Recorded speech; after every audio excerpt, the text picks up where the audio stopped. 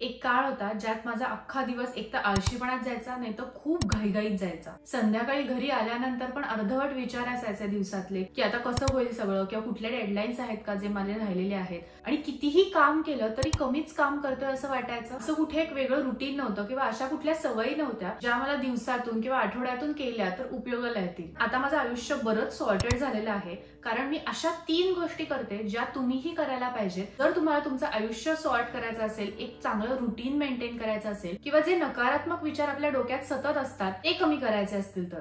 अशा कुठल्या 3 गोष्टी आहेत ज्या मी आठवड्यातून फॉलो करते जर मला खूप वर्क प्रेशर असेल तर, किंवा मला माझं रुटीन जे आहे ते एक सॉर्ट करायचं असेल तर, किंवा माझी जी मेंटॅलिटी आहे ती निगेटिव्ह टू पॉझिटिव्ह करायची असेल तर, हे तुम्हाला माहिती करून घ्यायचं असेल आणि याने तुम्हाला जर का उपयोग होणार असेल तर हा व्हिडिओ शेवटपर्यंत नक्की पहा। अशा काही वेगवेगळ्या टिप्स मी देणार आहे ज्या तुम्हाला खरंच खूप उपयोगाला ठरतील। तुम्ही माझ्या चॅनलवर नवीन असाल तर hi, welcome to shine with Sonia. मी सोनिया आपटे दर शुक्रवारी वेगवेगळ्या विषयांवर व्हिडिओ घेऊन येत असते। चांगल्या सवयी लावणं, intentional living, mindfulness, skin care, beauty, fashion, vlogs, अशा बऱ्याच वेगवेगळ्या विषयांवर। जर तुम्हाला हे टॉपिक्स इंटरेस्ट करत असतील तर नक्की सबस्क्राईब करा आणि हा व्हिडिओ शेवटपर्यंत नक्की पहा। Routine number 1, the 9 minute morning starter. आपली जेव्हा सकाळ होते, म्हणजेच आपण झोपेतून जेव्हा उठतो तेव्हा हलकं एक ऊन पडत असतं आणि पॉझिटिव्ह अॅटमॉस्फिअर झालेलं असतं। तेच आपण जेव्हा उठतो त्यानंतर पहिली गोष्ट काय करतो तो आपला फोन हातात घेतो। आता जेव्हा तुम्ही फोन हातात घेता तेव्हा आपले सगळे वेगवेगळे मेसेजेस असतात ते आपल्या डोक्यावर येतात, किंवा कुठले कुठले वेगवेगळे सोशल मीडियाचे अपडेट्स असतात ते आपल्या डोक्यात येतात। तर आपला जो दिवस आहे तो खूप चुकीच्या पद्धतीने चालू होतो। त्याच उलट जर का तुम्ही तो फोन हातात घेतला नाही पण खिडकीच्या बाहेर किंवा बाल्कनीच्या बाहेर 2 मिनिटं थांबलात आणि बघितलं तर छान एक अॅटमॉस्फिअर जे आहे ते तुम्ही तुमच्या अंगावर किंवा असं शरीरावर घेत असताय। छान हवा असते, थोडासा थंडावा असतो आणि थोडासा आपला प्रकाश जो आहे तो आपल्या चेहऱ्यावर पडत असतो। हे जे अॅटमॉस्फिअर आहे याच्याने आपलं सर्कॅडियन जे रिदम आहे ते चालू होतं। त्याचबरोबर एक 9 मिनिटाचं जे रुटीन आहे ते आपण फॉलो केलं पाहिजे।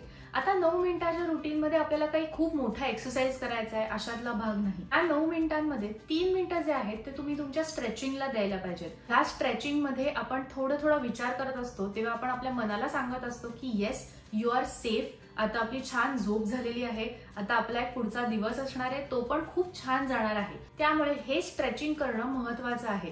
त्याचबरोबर झोपेत आपण कसंही झोपतो आपल्या बॉडीला कळत नसतं, त्यामुळे तुमचे नेक जर का सोर असेल, जरा स्टिफनेस असेल, या स्ट्रेचिंगने ते पण खूप शांत होतं आणि एक चांगल्या पद्धतीने तुम्ही तुमच्या दिवसाची सुरुवात करता। त्याच्यानंतरचे जे 3 मिनिटं आहेत ते तुम्ही तुमच्या ब्रीदिंगला द्यायला पाहिजे।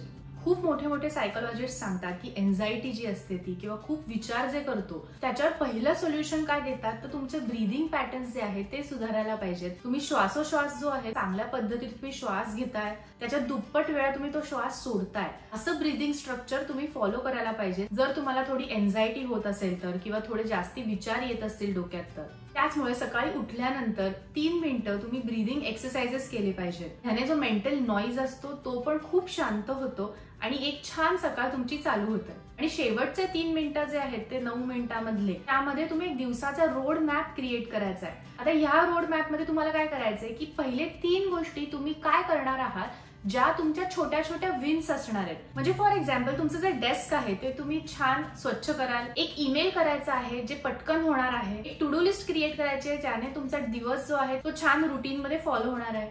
ह्या सगळ्या ज्या गोष्टी आहेत त्या तुम्ही फक्त एकदा मॅप करायच्या आहेत, फक्त विचार करायचा आहे की ह्या गोष्टी आपण पहिल्या करायच्या आहेत जेव्हा आपला वर्क डे आहे तो चालू करू तेव्हा। ह्याने काय होणार आहे की तुम्हाला एक मोटिवेशन मिळणार आहे की आपल्याला हा दिवस अशा चांगल्या पद्धतीने चालू होणार आहे। का मोटिवेशन मिळतंय तर ह्या छोट्या विन्समुळे मोटिवेशन मिळतंय। ह्या छोट्या पद्धतीने जर का आपण जिंकलो तर आपल्याला असं मोटिवेटेड वाटणार आहे वेगवेगळ्या मोठ्या गोष्टी करण्यासाठी पण। त्यामुळे सकाळी उठल्यानंतर पहिला मोबाईल जो हातात घेतो तो न घेता ह्या 9 मिनिटांमध्ये ह्या 3 गोष्टी करणं इकडे महत्वाचं ठरतं। Routine number 2, the 90 minute Sunday reset.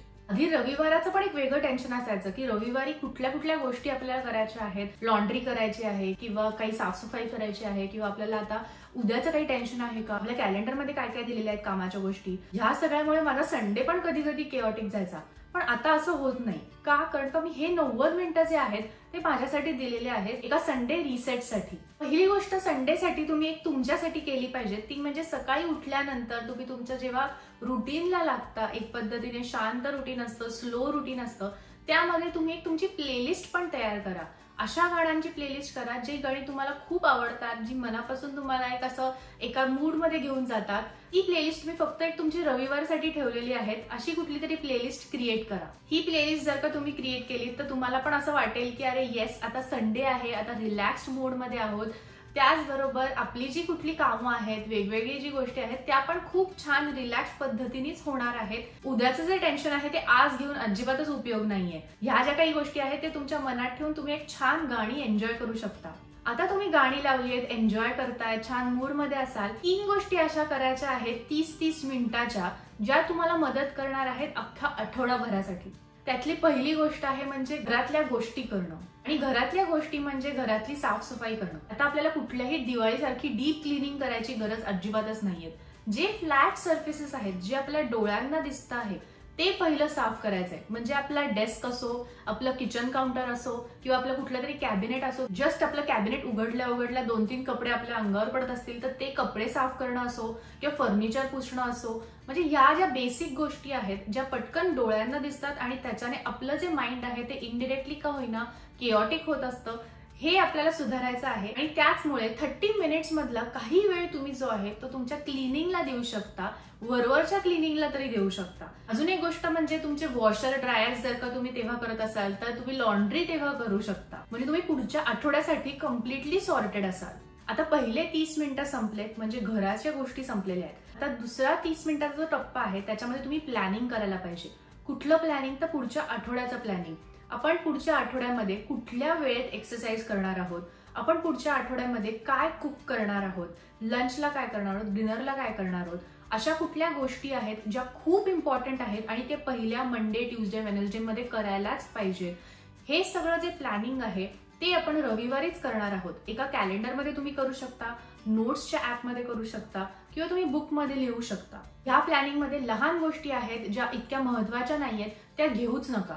खूप इम्पॉर्टंट ज्या गोष्टी आहेत ह्या करायलाच पाहिजेत. ह्या सोमवारी पहिल्या हाफ मध्ये करायला पाहिजेत किंवा एक्सरसाइज आहे किंवा लंच किंवा डिनरचे जे प्लॅन्स आहेत, ह्या सगळ्या ज्या गोष्टी आहेत ते तुम्ही त्याच्यात ठेवायला पाहिजेत. आता जेव्हा तुम्ही प्लॅन करता आणि तुम्हाला लक्षात येते की सोमवार ते शुक्रवार मध्ये किंवा सोमवार ते शनिवार मध्ये जो काही आपण प्लॅन करतोय तो खूपच जास्ती हेवी आहे, म्हणजे खूप जास्ती व्यापलेला आहे, आपल्याला सगळीच कामं करायची आहेत, तर आपण काही काही गोष्टी ज्या आहेत त्या त्याच्या पुढच्या प्लॅन मध्ये ठेवू शकतो. इतक्या महत्वाच्या नाहीयेत, आत्ता करण्यासाठी अर्जंट नाहीयेत, त्या आपण त्याच्या नेक्स्ट आठवड्याला ठेवू शकतो. लक्षात घ्या, प्लॅनिंग करताना बफर टाइम ठेवणं पण तेवढंच महत्वाचं आहे. आपल्याला बर्न आउट होऊन चालणार नाहीये. आपण हे नंतर हे असं सतत करणं अपेक्षित नाहीये. थोडासा ब्रेक घेणं पण आपल्याकडून अपेक्षित आहे. त्यामुळे हे जे 30 मिनिटं आहेत ते तुम्ही कम्प्लिटली प्लॅनिंगला लावले तर तुमचा नेक्स्ट जो आठवडा आहे मंडे टू सॅटर्डेचा तो खूप स्मूथली जाणार आहे. तुम्ही तोच प्लॅन परत फॉलो करू शकाल. आता नेक्स्ट जे 30 मिनिटं आहेत, शेवटचे 30 मिनिटं आहेत, त्याच्यामध्ये तुम्ही प्रिपरेशन करायचं आहे तुमच्या फ्युचरसाठी. मी फ्युचर सोनियासाठी स्वतः हेल्प करते. म्हणजे काय, फ्युचर सोनियाला मी कुठे ना कुठेतरी आज मदत करते प्रिपरेशन करताना.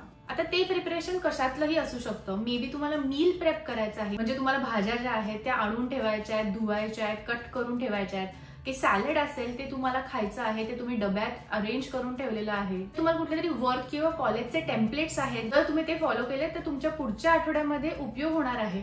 असे कुठले तरी टेम्पलेट्स आहेत का ते करून ठेवलेत. एकंदरीत काय, प्रिपरेशन करून ठेवणं पुढच्या आठवड्यासाठी.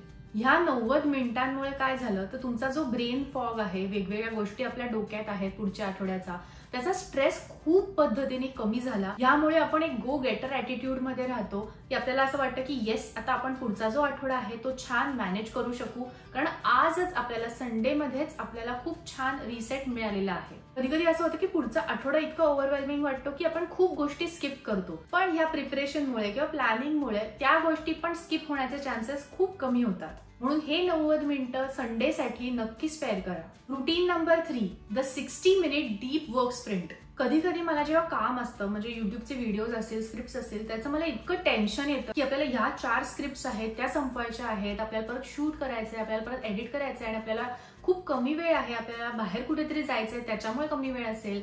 तर ह्याचा जे एक स्ट्रेस आहे तोच खूप येतो आणि आपल्याला असं वाटतं की नाही आता मला पूर्ण दिवस लागणार आहे हे कम्प्लीट करण्यासाठी, किंवा मला एक अख्खी पूर्ण दुपार लागणार आहे कुठलं तरी प्रोजेक्ट कम्प्लीट करायला, किंवा अख्खी एक दुपार लागणार आहे कुठला तरी कोड डेव्हलप करायला. तर असं एक जे वेळेचं तंत्र आहे की आपल्याला असं वाटतं की आपल्याला खूप वेळ लागणार आहे कम्प्लीट करायला, तर ते आपल्याला खूप मिसलिडिंग असतं खरं तर.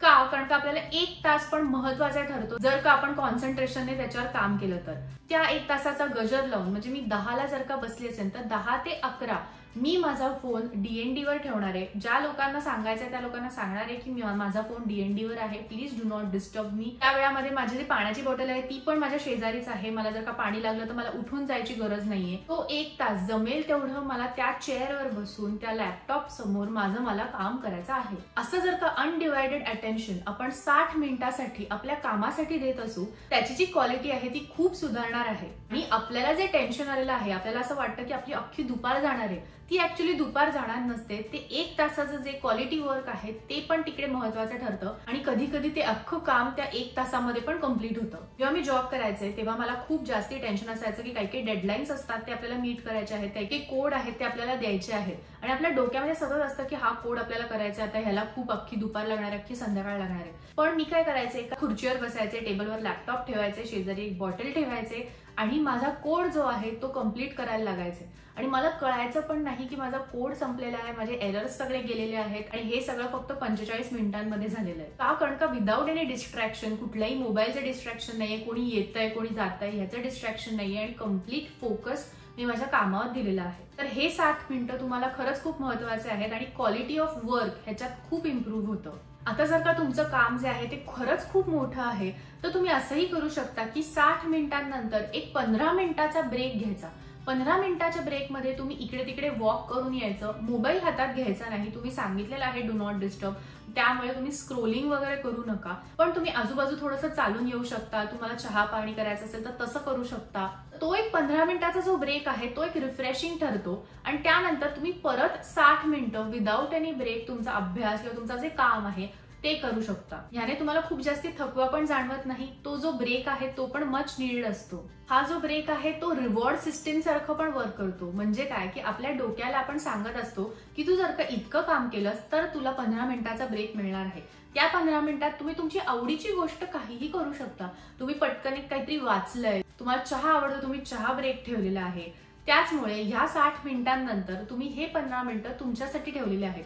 पण शक्यतो मोबाईल हातात घेऊ नका. मोबाईल हातात घेतला की आपण डूम स्क्रोलिंग करायला लागतो, आपल्याला कळतच नाही की टाइम कसा पुढे गेलेला आहे. त्याचबरोबर कोणाचा तरी मेसेज आलेला असतो ज्याने आपण डिस्ट्रॅक्ट होतो.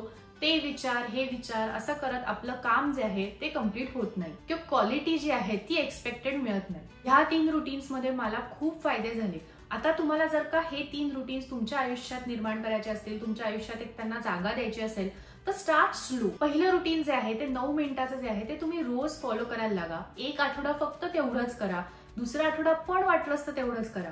हळूहळू दुसरा एक संडे जो येतोय त्याच्यामध्ये तुम्ही जे 90 मिनिटाचं जे रुटीन आहे ते सांगितलं ते आणायला बघा. ते आणल्यानंतर ते 90 मिनिटाचं रुटीन फॉलो करायला घ्या आणि त्यानंतर 2 आठवड्यांनंतर एक जे 60 मिनिटाचं रुटीन सांगितलेलं आहे ते करा. अशाने तुम्ही तुमच्या माइंडला कुठलाही फोर्स करत नाही आहात की हे रुटीन करायलाच पाहिजे तरच चांगलं होईल. असं केलं तर तुम्ही अगदीच 10 दिवस पण नाही हे फॉलो करू शकणार, नंतर परत पहिले वाडे 55. त्यामुळे हे जे रुटीन्स आहेत ते हळूहळू तुमच्या आयुष्यामध्ये आणायचं बघा आणि ते एकदा आणले की तुम्हाला आयुष्यभर त्याचे फायदे दिसणार आहेत. तुम्हाला झोप चांगली लागणार आहे, तुमचं मन जे आहे ते खूप शांत असणार आहे. आपली मेंटल स्टेट जर का शांत असेल तर आपण खूप गोष्टी अचीव करू शकतो, हे पण तुम्हाला लक्षात येणार आहे. ह्या रुटीन नंतर तुम्ही अगदी काही वेगळा माणूस बनाल अशातला भाग नाहीये. तुम्ही सेम ह्युमन बिंग असाल पण त्याचबरोबर तुम्ही काइंड जास्ती असाल, तुम्ही छान सॉर्टेड असाल आणि डोक्यात एक तुमचा मेंटल पीस जास्ती असेल. असं कुठलं रुटीन आहे जे तुम्ही फॉलो करता ज्याने मला किंवा बाकीच्या व्ह्युअर्सला खूप मदत होईल? असं कुठलं रुटीन असेल तर मला नक्की कमेंट बॉक्समध्ये सांगा. रुटीन असा शब्द लिहून तुमचं रुटीन लिहा, त्यामुळे मला कळेल की तुम्ही हा शेवटपर्यंत पण व्हिडिओ पाहिलेला आहे आणि मला मदत होईल तुमच्या रुटीनने. जर तुम्ही इथपर्यंत आला असाल तर तुम्ही हा व्हिडिओ एन्जॉय करत असाल. तुम्ही जर का सबस्क्राईब केले नसेल तर नक्की सबस्क्राईब करा. सबस्क्रिप्शन मला खरंच खूप महत्वाचं आहे. थँक्यू सो मच शेवटपर्यंत हा व्हिडिओ बघितल्याबद्दल. See you soon.